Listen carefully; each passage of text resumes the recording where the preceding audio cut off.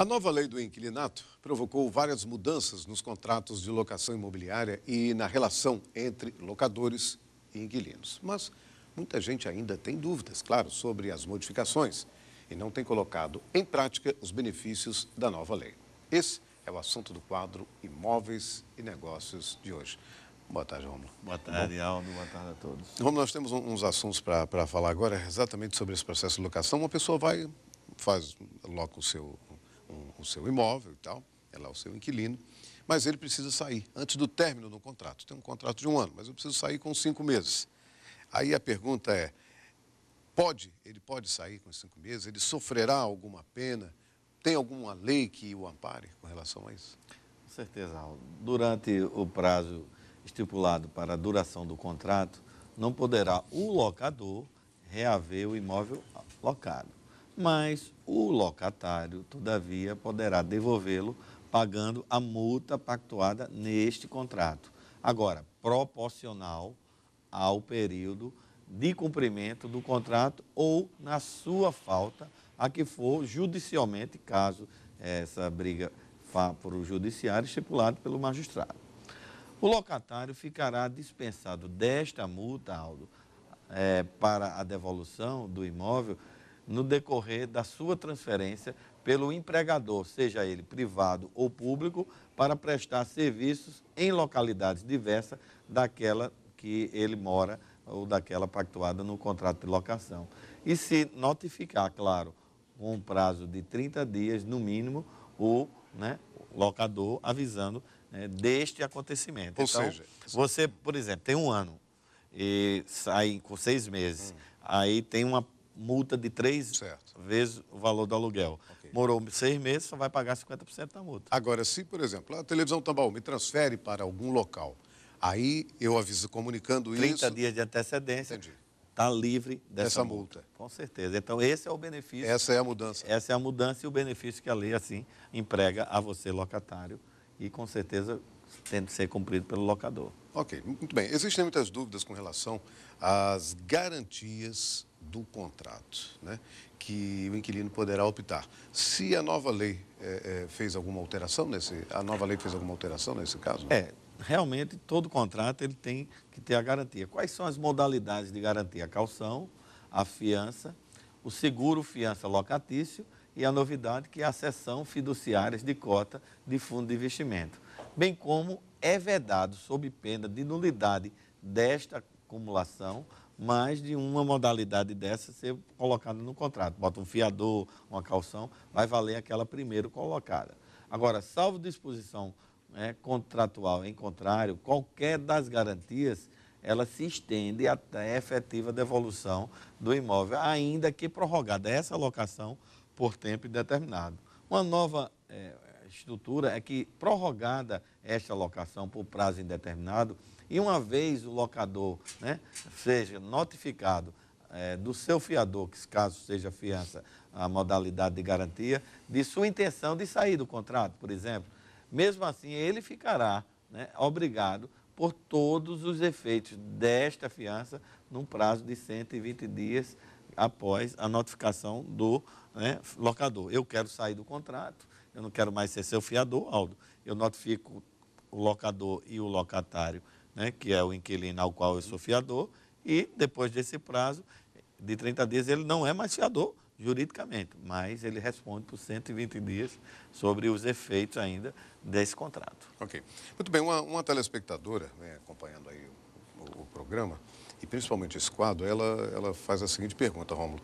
Ela tem um contrato de locação comercial com prazo de duração de 5 anos e já fez um investimento muito alto no imóvel.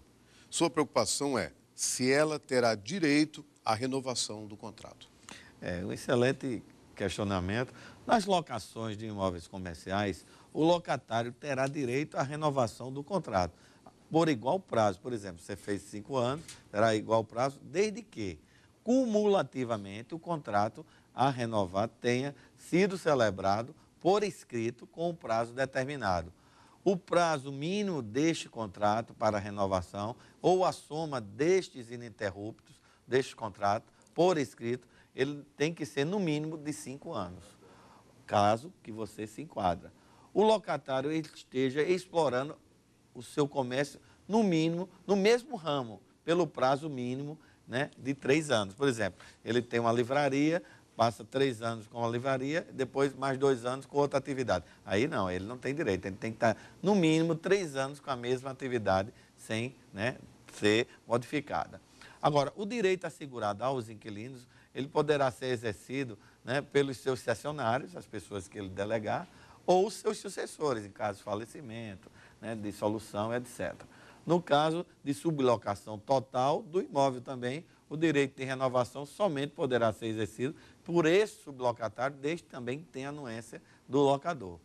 Por exemplo, dissolvida a sociedade comercial por morte, né, um dos sócios, o sócio sobrevivente ele fica subrogado no direito desta renovação. Então, ele tem, com certeza, essa prerrogativa.